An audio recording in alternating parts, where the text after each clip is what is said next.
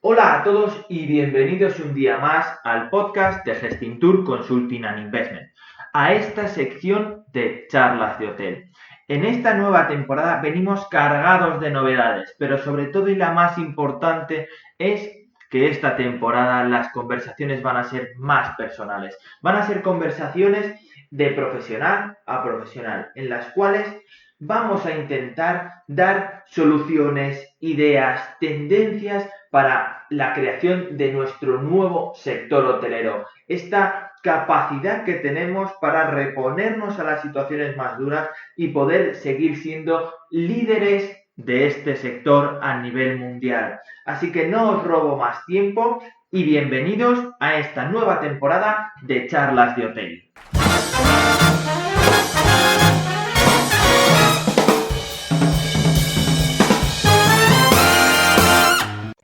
Hola a todos y buenos días, un día más a Charlas de Hotel. Hoy tenemos un invitado muy especial. Es muy especial por el tema que vamos a tratar, el medio ambiente. Los que me conocen saben que este tema me toca en lo personal y que estoy muy implicado en ello. Hoy tenemos con nosotros a Arturo Crosby, fundador de Forum Natura, una organización sin ánimo de lucro que además edita la publicación Nature Magazine, una publicación especializada en turismo sostenible, ecoturismo y todo el tema relacionado con el medio ambiente. Buenos días, Arturo, ¿cómo estás? Sí, hola, buenos días y perfectamente y encantado de hablar contigo. Pues para nosotros es un placer de poder charlar contigo, que en esta segunda temporada de Charlas de Hotel lo que estamos intentando es que las charlas sean de profesional a profesional, tener charlas mucho más transparentes y quizá a lo mejor un poco menos corporativas, que a lo mejor en este mundo creo que nos hace un poco más de falta, ¿no? ¿Cómo crees? ¿Cómo crees que el corporativismo está afectando al mundo y sobre todo al medio ambiente? Bueno, la verdad es que yo creo que hay como dos tendencias, ¿no? Una, la clásica o la convencional, no sabría qué nombre ponerla, que obviamente va paralela, no se quiere implicar y se piensa que puede ir como en un mundo paralelo, que es una postura pues que obviamente se cae por su propio peso. Y luego la otra tendencia es justamente todo lo contrario, aunque se divide para mí en dos partes. Una, lo que se llama el greenwashing, el, digamos, maquillaje verde que se le da a cualquier proyecto ahora que venda más, para que venda más socialmente, y por una cosa también, porque el mercado verde crece exponencialmente y ya no solo es una cuestión de reputación, que lo es y muy importante, sino también en venta de productos que ese mercado de alguna manera demanda. Y luego, por otra parte, está el corporativismo, llamémoslo, enfocado a la responsabilidad social, empresarial o corporativa, que, bueno, es un poco complicado de decirlo tan rápidamente, pero por una parte está bien, es un aspecto positivo de sentirse culpable por una serie de acciones empresariales y de alguna manera recompensar, perdón, más bien dicho, compensar por ese daño, en este caso ambiental, pero yo opino que sería mucho más eficiente no provocar el daño y no tener que hacer ningún programa de responsabilidad social, sino ser mucho más eficiente en los procesos productivos de cualquier cosa y en ese caso no hay que compensar nada o compensar mucho menos. Voy a, voy a ser muy directo contigo porque es un tema que, como te he dicho, a mí me afecta, me afecta directamente, ¿no? En una parte de mi persona. Y vamos a ir directamente al kit de la cuestión. ¿El modelo turístico actual es compatible con preservar los ecosistemas, con el medio ambiente, con el impacto que generamos en los entornos? Bueno, Te lo digo eh, porque estamos en un momento en el que se está poniendo en duda el modelo de turismo. Con todo el tema del COVID se habla de un cambio de modelo.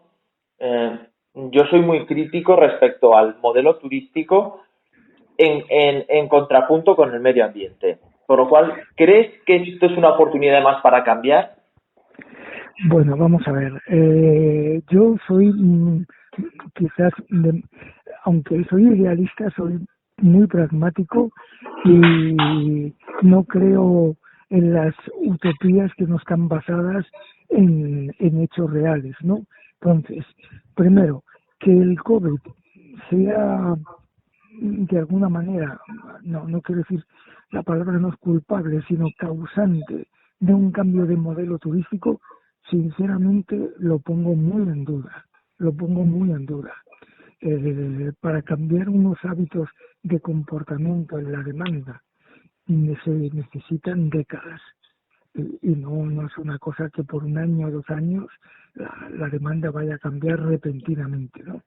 Yo creo que hay otros procesos sociológicos que son los que realmente están produciendo este cambio de comportamiento en la demanda hacia una demanda, llamémoslo, más concienciada con los temas ambientales y que en conjunto la sociedad y los medios están de alguna manera provocando esto. ¿Qué significa eso? Que si la sociedad se hace, entre comillas, más verde, el turismo obligatoriamente tiene que ir por la misma dirección, porque si no se queda fuera de estas reglas de juego. Eso por un lado. Por el otro, el modelo actual, tenemos varios modelos, no solo hay un modelo. Si estamos hablando del caso concreto de España, entonces, digamos, hay un modelo de sol y playa, un modelo urbano muy similar y un modelo rural que cambia sobre todo porque la capacidad de acogida y la capacidad de crecimiento es infinitamente menor, no por otras cosas que la gente se inventa ahora.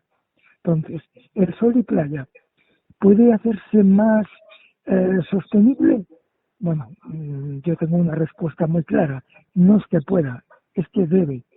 O sea, yo sería partidario de que hubiese una ley, obviamente con un periodo de transición, donde cualquier actividad turística o cualquier desarrollo turístico que exista dentro del país sea por ley sostenible.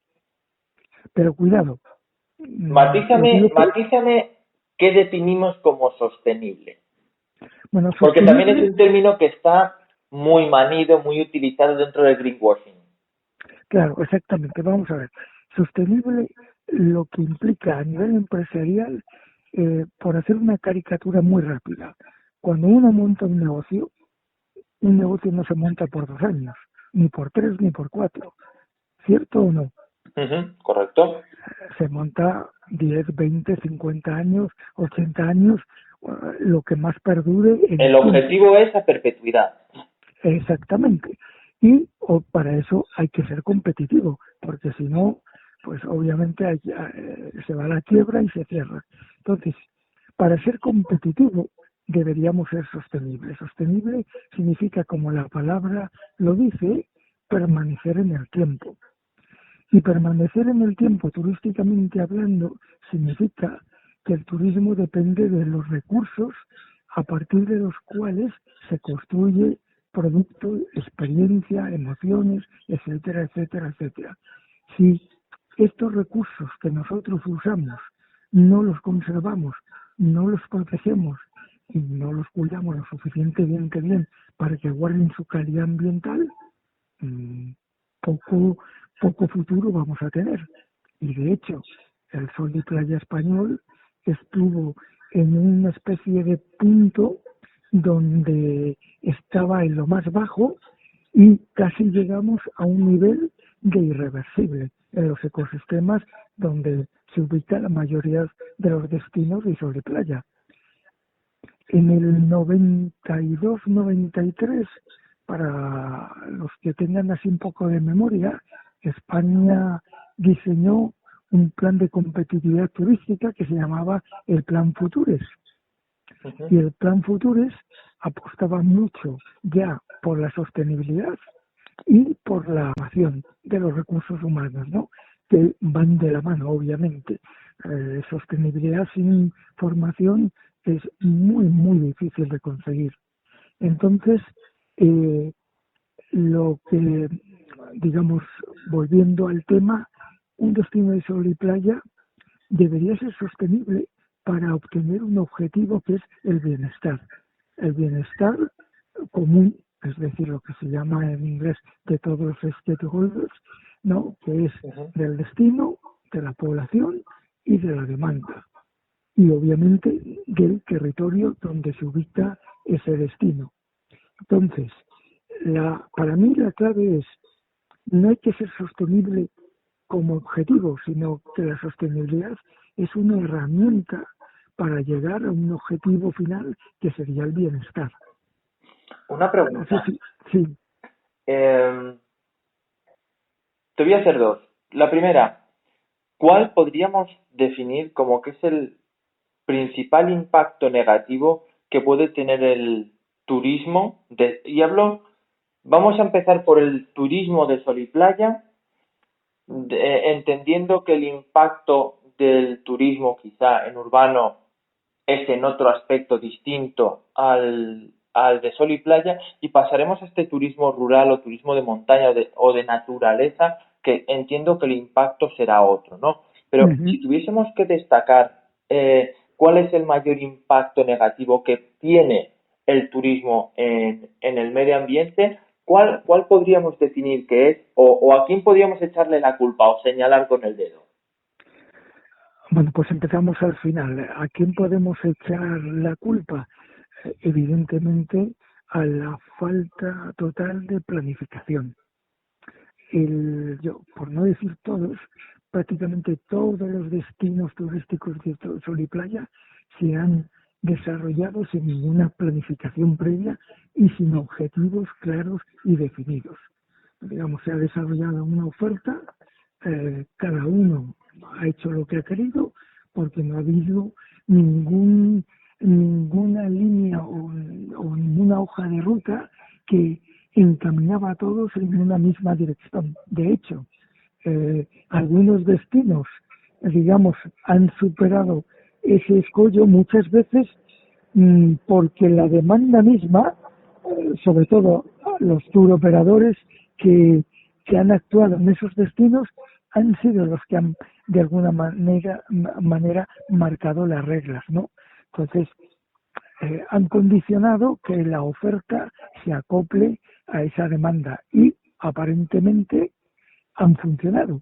Digo aparentemente porque, claro, luego ha habido unos impactos ambientales que, por ejemplo, yo siempre lo pongo, para mí un destino, ya otra cosa es que me guste o no, pero un destino modelo de actuación ha sido, o es más bien dicho, Benidorm.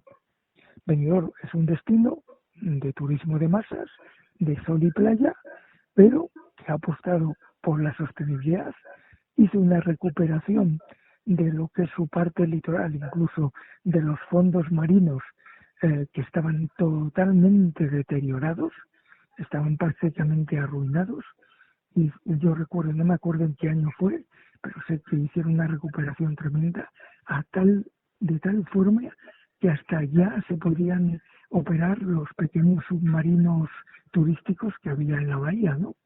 Entonces, ¿tú sabes? Perdona que te interrumpa, sí. Que en el caso de Benidorm tenemos el Parque Natural de Serra Gelada, en el cual el parque también se extiende a parte del área marítima, en la cual, por ejemplo, las embarcaciones no pueden superar una velocidad de X, no sé los nudos que son, norma que, por ejemplo, no se respeta, o, por ejemplo, casos como el de la normativa que establece la creación de una reserva marina para el tema de la isla, la cual está en conflicto directo con tanto las empresas de actividad náutica como de la navegación en esa zona, ¿no?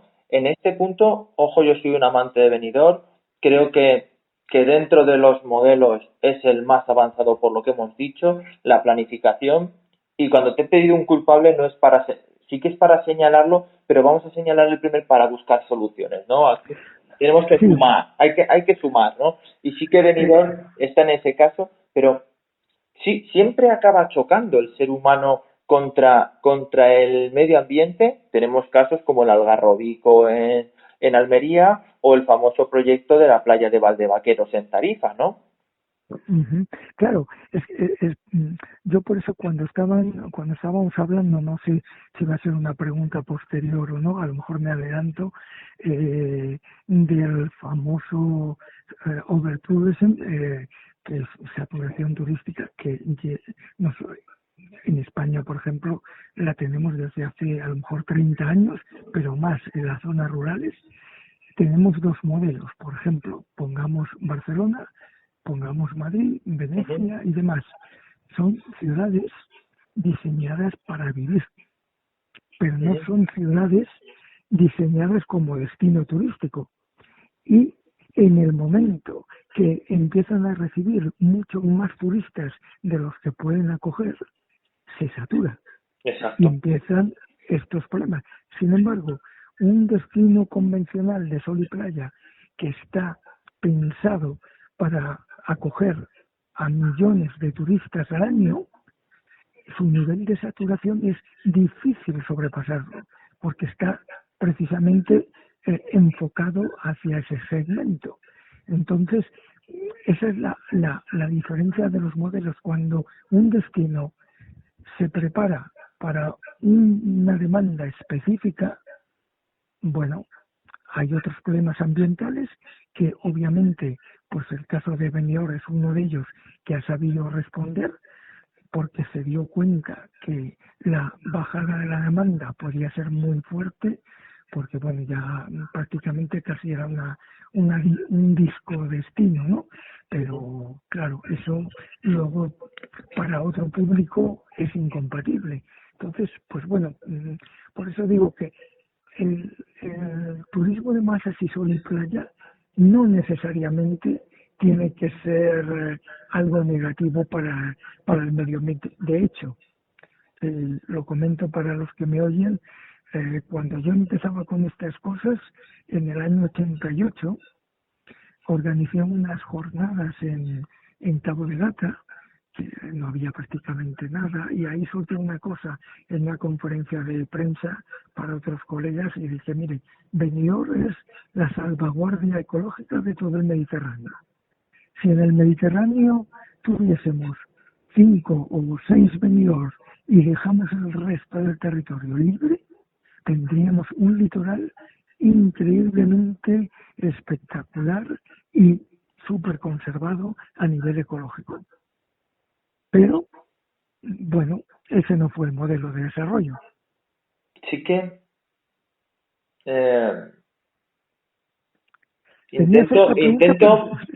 con este tema intento ser totalmente imparcial. Sí que es cierto que si hubiese habido una mayor concentración respecto a ciertos puntos, no hubiese sido no todos los municipios hubiesen aspirado a ser Benidorm, con esos crecimientos en algunos sitios poco planificados, ¿no? Como hemos señalado antes, ¿no? Uno de los problemas es la falta de planificación, por lo cual también de aquí deducimos la solución, ¿no? O una crítica constructiva, ¿no? La planificación.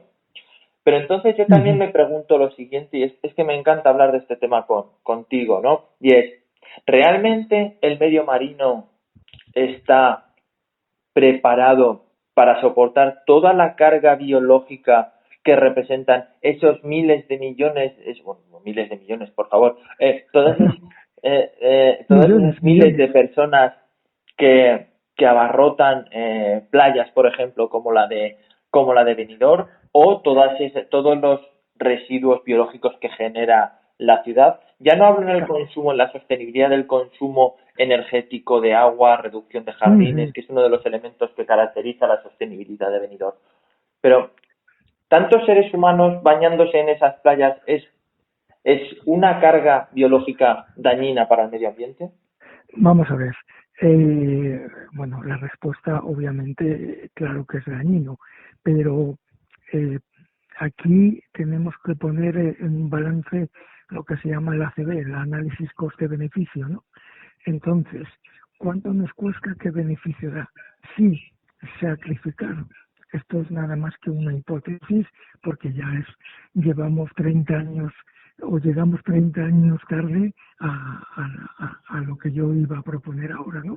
Pero digamos, si sacrificamos 10 puntos negros, por decir 10, por decir un número, en todo el Mediterráneo, Atlántico, donde sea, a cambio de tener el beneficio de liberar todo el territorio restante y dejarlo libre, bueno, para mí, en mi opinión, merece la pena. Yo lo tengo claro. Ahora bien, también es cierto, de esos millones de turistas que recibe, por ejemplo, un destino como el de Benidorm, no, el número no me lo sé de memoria, pero puede que sea 8 millones o algo así. No Sí, lo sí, sí. recuerdo bien. Bueno, es la segunda ciudad o la tercera más visitada de toda España. Ya, bueno, yo creo que el 90 y tantos % de esos turistas están en una franja de aproximadamente 20 metros de lo que es la línea de playa en el mar. Uh-huh. No, yo creo que como mucho un 5%, y siendo muy exagerado, son los que se adentran un poquito más. Entonces, el impacto real se produce justamente en la orilla y, bueno, se puede actuar ambientalmente. Hay herramientas para hacerlo y no recuerdo si Benidorm si tiene bandera azul o no. La verdad es que no me lo sé. Pues si tiene bandera azul es porque la calidad del agua de sus playas responde a todos los criterios ambientales exigibles, ¿no? Entonces, yo creo que se puede hacer, pero claro, mi objetividad es que yo lo miro desde un plano, llamémoslo como mirando el planeta desde arriba, ¿no? Digo, prefiero sacrificar 3 cosas para salvar 10 que al revés. Uh-huh. Vamos a dar un salto en la conservación y vamos a hablar del impacto o la carga medioambiental que puede tener el turismo urbano, ¿no? Hemos hablado de, pues que, bueno, ponemos a Benidorm como un gran modelo de desarrollo porque, bueno, como hemos dicho, para bien o para mal, está planificado, tenía unos objetivos que se han conseguido, ¿no? Y sobre todo en la facilidad del tratamiento de residuos, en el menor consumo de agua en mantenimiento de jardines, en la extensión del territorio a utilizar, a tener un desarrollo vertical, los sistemas de alcantarillado, drenaje y demás, es mucho, no se ha destruido tanto entorno, ¿no? Exacto. Y no se ha consumido tanto espacio. Exacto. Hay otros municipios de Alicante que para albergar la misma capacidad ocupan 10 veces más espacio, ¿no? Eso es así. Exacto. ¿Cuál es el impacto medioambiental en el turismo urbano? Bueno, yo creo que en el urbano, comparativamente hablando, por ejemplo, con el sol y playa y mucho más con el rural, naturaleza o montaña, es bastante menor. El impacto mayor del turismo urbano es más impacto sociológico, porque afecta a los habitantes, ¿no? Ambientalmente, pues no sé, digamos, por ejemplo, el famoso turismo de cruceros, que en el fondo es turismo urbano, aunque venga del mar, pero es turismo urbano, ¿no? Eso es, bueno, lo primero es que no es turismo, pongamos los nombres exactos, eso es excursionismo, porque ningún turista de estos que yo sepa pernocta en las ciudades. Cuando llegan, no sé, a Barcelona o algún otro puerto, son excursiones de un día y punto. El coste ambiental en general y social de ese turista, yo estoy convencido que es mucho mayor que los beneficios económicos que producen. Porque tenemos costes, como se llama, de tema de generación de residuos, de polución, tenemos costes de sanitarios, tenemos costes de seguridad, hay una serie de costes de servicios públicos que, que ese excursionista no lo genera en su visita. Estoy convencidísimo. No conozco algún estudio serio que lo haya hecho. No digo que no haya, sino que no lo conozco, pero me encantaría conocer con datos exactos. Uh-huh. Sí que es cierto que uh, el turismo de crucero o las llegadas de los cruceristas a las ciudades sí que aporta respecto a los atractivos turísticos o a las actividades turísticas, pero evidentemente estamos hablando de city trips o visitas guiadas por la ciudad, museos, restauración, comercio, ¿no? Lo que estaríamos hablando del tejido minorista de esa ciudad, ¿no? Pero en el caso del tejido turístico como tal, es decir, agencias de viaje, hoteles, alojamientos, sí. Yo tampoco creo que les aporte en sí, pero tenemos ciudades que, por favor, no me quitéis los cruceros, ¿no? Sí, eso es verdad. Pero bueno, casos como el de Venecia, ¿no? Otro tema que también ha estado está muy vinculado al medio ambiente y a la saturación de estas ciudades, ¿no? Y a ver cuál es tu opinión en el caso el más conocido o que más portadas ha llenado puede ser Venecia, ¿no? Donde decían que se empezaron a poner restricciones de horarios, se empezaron a poner restricciones porque ya no se podía residir. Habían como expulsado o aislado a los propios residentes de la ciudad. Claro. ¿Cuánto de verdad y de mentira hay en esto? No, yo creo que es totalmente cierto. Vamos a ver, primero volvemos a decir, Venecia es una ciudad, no es un resort turístico. Y Venecia no está planeada ni inventada o creada para recibir turistas. Está inventada para acoger a ciudadanos y hacer sus actividades sociales, económicas y demás. Por lo cual, el turismo es una actividad nueva que ha venido en un espacio que no está preparado. Cuando se desarrolla una infraestructura turística en esa ciudad, pues no sé, por decir cualquier cifra, si hablamos de 20.000 camas y se reciben 100.000 turistas, obviamente pues hay 60.000 que no caben y que tienen que estar por algún sitio y demás. La respuesta pues de la oportunidad de negocio es duplicar camas y luego triplicar y demás. Pero claro, el entorno urbano tiene una capacidad de carga limitada y cuando ésta se supera se vuelve una reacción en contra. Lo primero es la comunidad local, que obviamente primero tiene que ver cómo los precios se disparan. Y si antes podía comprarse un piso, yo qué sé, por decir algo, por 200.000 euros, ahora ese mismo piso de repente vale 400.000. Con lo cual, una gran parte de esa población ya no tiene acceso ni siquiera a una vivienda. Lo mismo con el alquiler, lo mismo con la comida, etcétera, etcétera. Entonces, ese ya es un impacto muy, muy fuerte, ¿no? Pero es que además, muchos de esos turistas que van a Venecia, que tienen en su imaginario de ciudad, de cuento, de alguna manera, se imaginan la ciudad para ellos. Y resulta que cuando llegan allí, lo único que hay son turistas. Yo creo que en Venecia,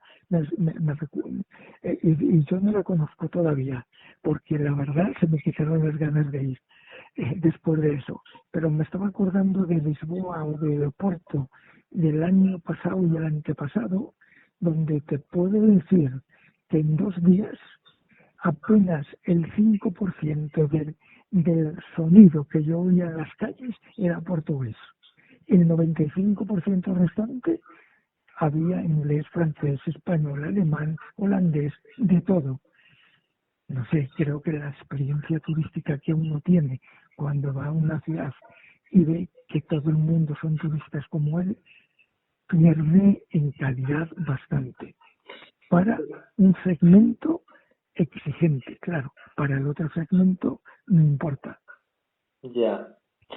Una pregunta. ¿Estamos dispuestos a renunciar a ciertas cosas en pos del medio ambiente? Y con esto te lo digo, ¿dónde se marca la línea? ¿Dónde marcamos la línea en la capacidad que tiene esa ciudad en pos de la capacidad de gestión de los residuos? ¿Dónde marcamos la línea del residente versus el visitante? ¿Dónde marcamos la línea en la cual, nosotros estamos especializados en inversión y en muchos casos el desarrollo de nuevos modelos alojativos no ha venido determinado por una demanda específica en algunos casos, que también, pero también ha sido fruto de la escasez de ciertas tipologías de edificios. No quedan edificios de 5.000 metros, pues buscamos edificios de 2.500 metros en vez de hacer habitaciones, porque el modelo en 3.000 metros o en 2.500 salen pocas habitaciones y no es rentable. Hacemos hostels. Cuando nos quedamos sin eso, vamos al apartamento turístico, al co-living, ¿Dónde se marca la línea medioambiental de todo esto? Porque entiendo la sostenibilidad también como la convivencia con el resto de habitantes, ¿no? Por supuesto, claro. Es lo que implica permanecer en el tiempo. Para poder permanecer en un espacio, tienes que convivir con todo lo que te rodea. Y si tú alteras todo lo que te rodea, obviamente tiene unas consecuencias negativas para todos y para ti también, claro. Entonces, vamos a ver, ¿dónde está esa línea roja? Es muy complicado de decir.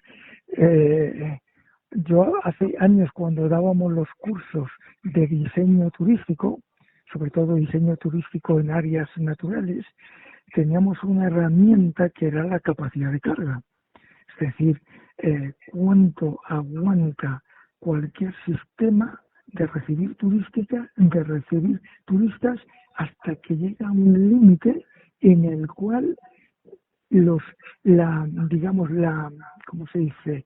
La erosión no me viene ahora la palabra, la pérdida o el deterioro de los recursos se pueda hacer irreversible. Uh-huh. Hay fórmulas matemáticas en muchos casos que se pueden hacer y demás a través de bioindicadores, ¿no? Que en este caso pueden ser socioindicadores perfectamente. Los bioindicadores son más fáciles que los sociológicos, ¿no? Obviamente. Entonces, volvemos otra vez. La primera pregunta sería, ¿qué objetivos tenemos de desarrollo? Esos objetivos nos llevan al modelo turístico que queremos implantar para conseguir esos objetivos. Y ese modelo es el que nos marca la hoja de ruta en el cual establecemos nuestras líneas rojas. Porque si queremos llegar a esos objetivos, sabemos que si sobrepasamos una línea u otra, no lo vamos a alcanzar nunca. Pero si no sabemos a dónde queremos llegar, es dificilísimo marcar una línea roja la cual no se pueda sobrepasar. No sé si se me entiende. Totalmente claro, evidentemente. La típica analogía de la estrategia, si no tienes si un barco no tiene un puerto de llegada, no puede calcular la ruta. por ejemplo. Sí, sí, exactamente, sí. Sí, Vamos a pasar al tema del turismo rural, que parece que en el turismo rural no hay impacto, por decirlo de alguna manera, o parece que solo el exceso de edificación es un impacto medioambiental, el tráfico marítimo, pero ¿qué está ocurriendo y qué ha ocurrido este verano en las zonas rurales, Arturo? Creo que pues es sí, destacable a más no poder. claro. Sí, es lo que yo antes mencioné, nada más que alguna palabra. Vamos a ver, cuando se hablaba de la saturación, sobresaturación turística de Venecia, de Barcelona o de cualquiera de estas ciudades, bueno, es, esta problemática, por ejemplo, en el medio rural lleva unos 20 años o más. No es una cosa de ahora. Y cuando digo la zona rural, también puedo decir en las áreas naturales protegidas, Ujú. parques naturales y demás. Eh, Cuando la gente puede llegar a un recurso de forma más o menos gratuita, es decir, que no tiene que pagar por usar ese recurso, sino nada más que el precio del transporte para llegar a él, en lo que tenemos es una reacción de millones de personas que como es gratis, pues bueno, mmm, se apuntan, ¿no? ¿Cuál es la consecuencia de esta? Además, que un, cuando si por ejemplo en un Barcelona eh, me dicen que han recibido 3 millones de turistas, y esos 3 millones de turistas, caray, suena mucho. Creo que Barcelona recibió mucho más, ¿no? Pero ya 3 millones suena mucho. Y cuando dicen, no, es que ese pueblo total, 500 personas no es nada. Sí, pero es que hay pueblos de 20 habitantes que reciben 500 personas. Eso es como si Barcelona, por ejemplo, recibiese 25 millones de personas. Lo Ujú. destrozarían totalmente, porque no tiene capacidad de soportar eso. Y eso yo lo he visto que ha ocurrido, por ejemplo, en el norte de España hace ya más de 20 años, de autobuses que llegaban a aldeas para hacer fotos, porque era para hacer fotos y era Pero tan bueno, bonito. Arturo, poniéndome un poco y siendo un poco abogado del diablo, pero si allí hay mucho campo para andar, pues anda que no pueden soltar autobuses de turistas y que anden ahí por el campo, ¿no? Bueno, lo primero es que los turistas no andan, para empezar. Y lo digo también, afortunadamente no andan, porque si andasen no tendríamos ya naturaleza en toda España. Entonces, la ventaja de que un turista, lo hice un análisis hace muchos años y más o menos el radio de actividad de la gran mayoría de los turistas suele ser a lo sumo 500 metros alrededor del coche, del autobús o del bar más próximo. Entonces, eso es una ventaja. Pero claro, para una aldea, un pueblito, donde se concentran esos 500 turistas, por ejemplo, en un día, con 22 habitantes, te puedes imaginar lo que significa. Porque es que además lo peor de todo es que a nivel económico apenas repercute nada, porque a lo mejor ese pueblo no tiene ni siquiera un bar. Entonces, claro, el impacto ambiental es grande, el impacto social es enorme, enorme, y se produce una sobresaturación tremenda. Esto ocurre también en parques naturales. Bueno, ahora que estamos en pleno COVID, eh, llevamos unas unas semanas con confinamientos desde marzo en Madrid, donde estaba prohibido salir del territorio de la comunidad. Yo jamás en mi vida he visto tanta gente en el medio natural. Nunca en mi vida he visto tanta gente. Te voy a poner un Pero, ejemplo, te voy a poner un ejemplo. A mí me gusta salir a correr por la montaña y hay una zona, en una zona de la montaña aquí entre Alicante y Valencia, pues que me gusta mucho y voy con bastante frecuencia. Este pequeño municipio no llega a los 100 habitantes, creo que tendrá 90 y algo, cosas así. La última vez que he ido, me he tenido que ir. Había tantísima gente que no he podido aparcar. Sí. He aparcado a las afueras del pueblo, casi en una pista forestal, y he empezado a correr por la montaña y me he tenido que volver porque no podía pasar por los senderos. Sí. Impactante. Sí, pues ese es uno de las consecuencias, por ejemplo, de los confinamientos. Primero, recuerdo que se prohibía salir al campo, algo inaudito e incomprensible bajo todo punto de vista. Pero luego, claro, la liberación de poder salir a las áreas naturales está provocando unos impactos ecológicos tan grandes, tan grandes, que yo no sé lo que va a pasar después de 1 o 2 años de pandemia, porque realmente hay que decirlo también, la gran mayoría de esta demanda de consumidores de naturaleza no están preparados mentalmente para ello. Quiero decir que no están dispuestos a hacer el esfuerzo de un comportamiento cívico o ecocívico, por llamarlo de alguna manera, y les da igual. Al igual que ahora la moda es dejar las mascarillas por cualquier sitio, digo las mascarillas porque es lo más impactante, ¿no? Entonces, bueno, pues esto lleva ocurriendo ya tiempo. El excursionismo realmente es un impacto ambiental muy fuerte prácticamente en toda España, pero muy fuerte, de que puede haber zonas que están en peligro por, no sé, imaginemos simplemente un sendero donde haya una pluviosidad importante. El pisoteo continuo de gente hace que ese sendero se deteriore totalmente.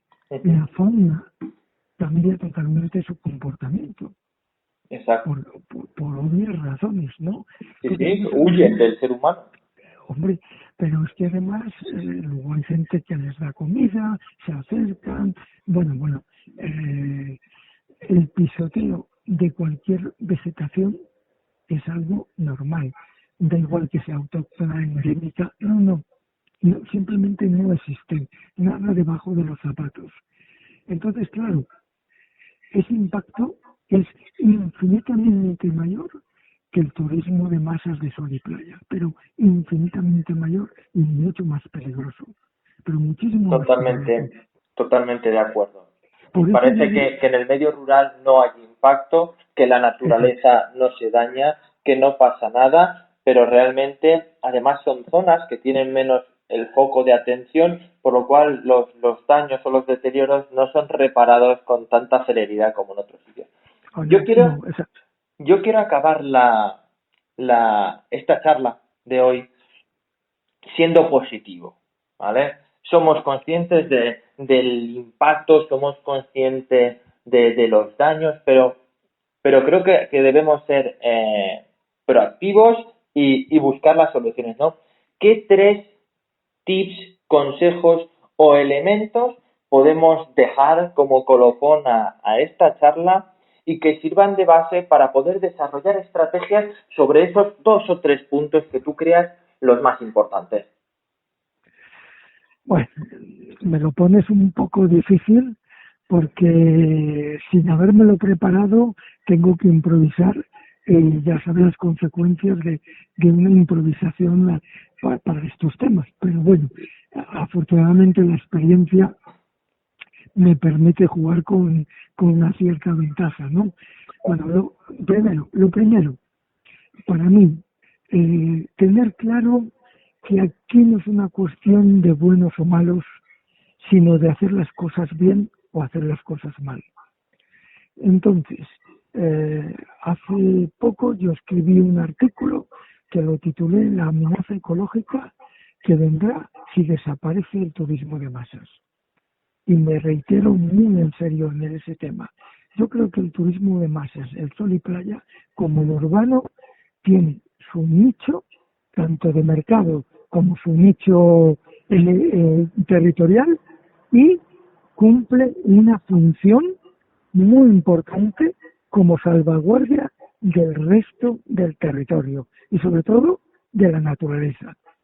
Si queremos conservar la naturaleza turísticamente hablando, hagamos lo imposible para que la demanda, cuyas motivaciones y expectativas no son esas, no vayan a ella. Es decir, que la demanda de sol y playa, la demanda urbana, etcétera, siga yendo ahí, pero de una forma, me reitero en lo que yo dije antes, de una forma sostenible. Es decir, que la sostenibilidad sea un principio de ley, una norma, un decreto, pero que cualquier actividad turística deba ser sostenible. Bueno, turística y no turística, pero como hablamos de turística, yo creo que un principio es que sea obligatorio, ¿no?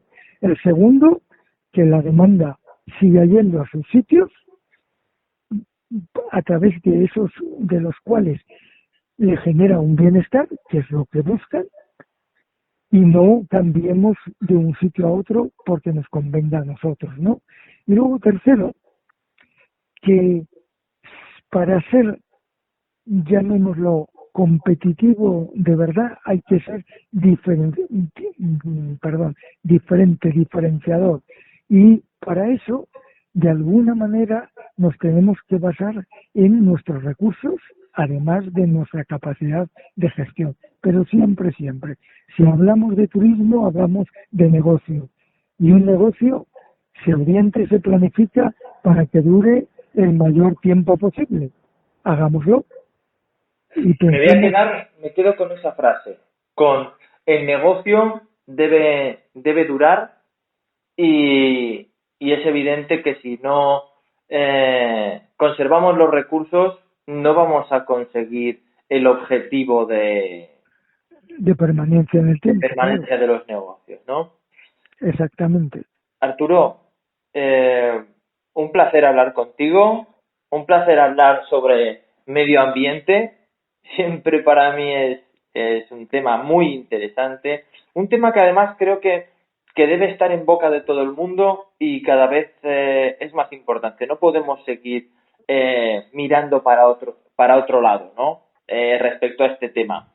Así que gracias.